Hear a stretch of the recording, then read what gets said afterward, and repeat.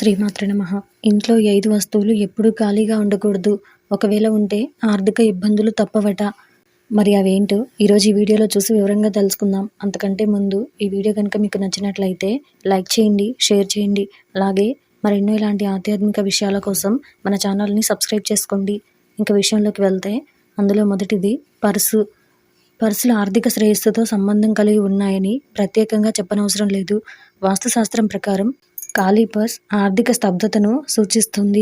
సంపద, ఆర్థిక వృద్ధిని ప్రేరేపించటానికి మీ వాలెట్లో ఎల్లప్పుడూ కొంత డబ్బునుంచుకోవడం అలవాటు చేసుకోండి. ఈ పద్ధతి ఆర్థిక అభివృద్ధిని సూచిస్తుంది, జీవితానికి స్థిరత్వాన్నిస్తుంది. రెండవది బకెట్లు. బకెట్లు కేవలం ఉపయోగకరమైన వస్తువు మాత్రమే కాదు, ఇంటికి శ్రేయస్సు తీసుకురావడంలో ఎక్కువ ప్రాముఖ్యతను కలిగి ఉంటాయి. వాస్తు ప్రకారం ఖాళీ బకెట్ స్తబ్దత, పురోగతి లేకపోవడాన్ని సూచిస్తుంది.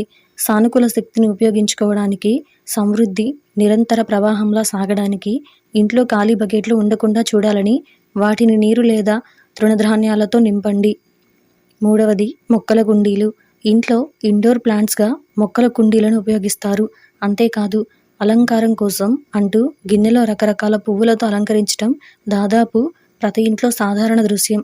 వాస్తులో ఖాళీ పాత్ర భావోద్వేగ కనెక్షన్లో నెరవేరవని సంబంధాన్ని, శూన్యాలను సూచిస్తోంది. ఏదైనా సందర్భంలో మీ ఇంట్లో కుండీలు ఖాళీగా ఉంటే మీ కుటుంబంలో సానుకూలత, ప్రేమ, బలమైన సంబంధాలను కొనసాగించడానికి వీలైనంత త్వరగా ఆ ఖాళీ కుండీల్లో మొక్కలను నాటండి. నాలుగవది పూజ గదిలో పంచలోహ పాత్ర. ప్రతి ఇంట్లో పూజా గది లేదా పూజా స్థలం ఉంటుంది. పూజకు సంబంధించిన వస్తువులన్నీ ఆ పూజా స్థలంలో ఉంచుతారు. అయితే వాస్తుశాస్త్రం ప్రకారం పూజ గదిలోని పంచపాత్రను ఎప్పుడూ ఖాళీగా ఉంచవద్దు. దేవుడికి పూజ చేసే సమయంలో పంచపాత్రలో శుభ్రమైన నీరు పోసి అందులో తులసి ఆకులు, పువ్వుని వేసి ఉంచాలి. ఇలా ఎప్పుడూ పంచపాత్రను నిండుగా ఉంచాలి. నీరు లేకుండా ఖాళీగా ఉంచరాదు.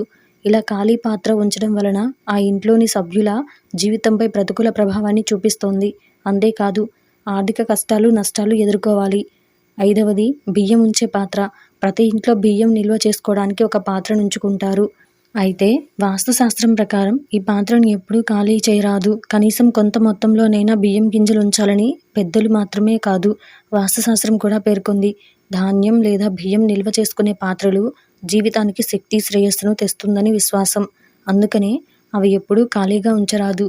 రోజు అన్నపూర్ణాదేవిని తినే ముందు తప్పనిసరిగా ధ్యానించాలని చెప్తున్నారు.